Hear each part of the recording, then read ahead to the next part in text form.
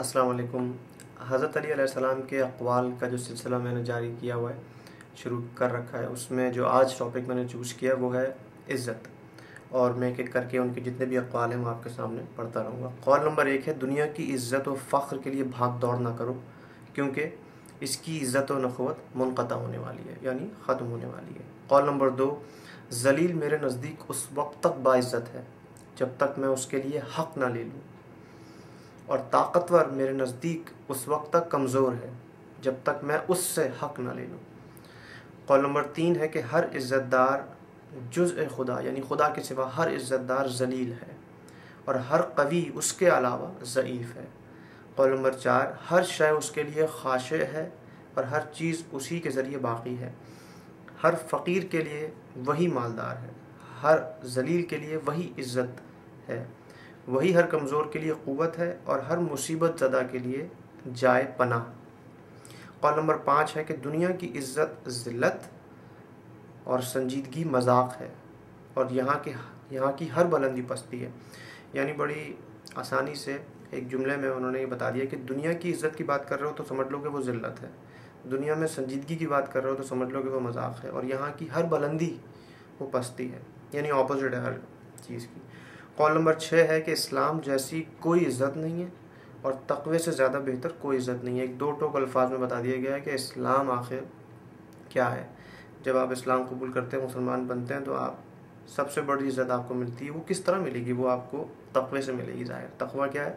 نیک اعمال بجا لانا، بری چیزوں سے دور رہنا، جس سے ہم مسلمان قوم اس وقت دور ہوتے ہوئے نظر آ رہے ہیں، اور ظاہر ہے کہ اس دوری کے نتیجے میں ہماری عزت اس دنیا میں گھٹ گئی ہے، کم ہو گئی ہے۔ تو اگر ہم اپنی کھوئی ہوئی عزت حاصل کرنا چاہتے ہیں تو اسلام کو صحیح معنوں میں فالو کریں۔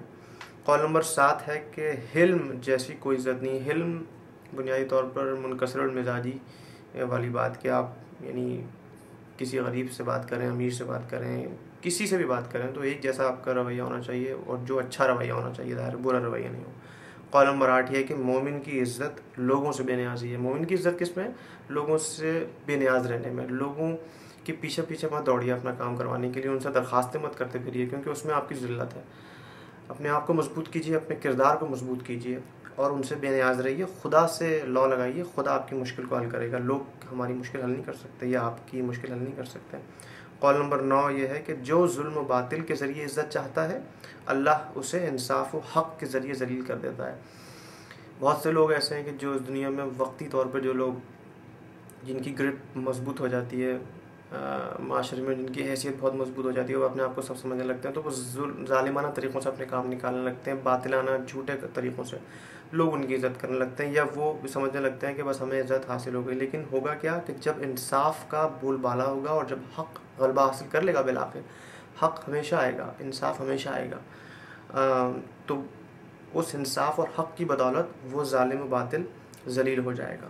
قول نمبر 10 اور آخری جو اس کتاب میں ہے عزت کی ٹاپک کے انڈر میں، وہ یہ ہے کہ عزت دوسروں کی نعمتوں سے مایوسی ہے۔ تو دوبارہ ایک وہی میسج کہ عزت تب حاصل ہوگی کہ جب آپ خدا سے لا لگائیں گے، اس دنیا کے لوگوں سے نہیں۔ اس دنیا کے لوگوں سے مایوسی رکھیے، زیادہ ایکسپیکٹیشن مت رکھیے، اپنی امیدوں کو زیادہ طویل مت رکھیے ان دنیا کے لوگوں سے، کیونکہ دنیا کے لوگوں میں ظاہر ہے کہ آپ کو زیادہ تر نقصان ہی ہوگا۔ سو اللہ سے لا لگائیں گے، تقویٰ رکھیں گے، اختیار کریں گے، اچھا اعمال کریں گے، تو پروردگار آپ کی مشکلات کو حل کرے گا۔ تو یہ تھے آج کے 10 اقوال جو اس ٹاپک یعنی عزت کے انڈر میں ہیں۔ انشاءاللہ اپنے کامنٹ سے مجھے نوازتے رہیے، اور کوئی بات ایسی ہوگی جس میں ایڈیشن کیا جانا چاہیے، لکھا جانا چاہیے، پلیز اپنے کامنٹس کے ذریعے اس کو ضرور اپڈیٹ کیجیے۔ نیکسٹ ویڈیو میں انشاءاللہ کسی اور ٹاپک کے ساتھ حاضر ہوں گا۔ شکریہ، خدا حافظ۔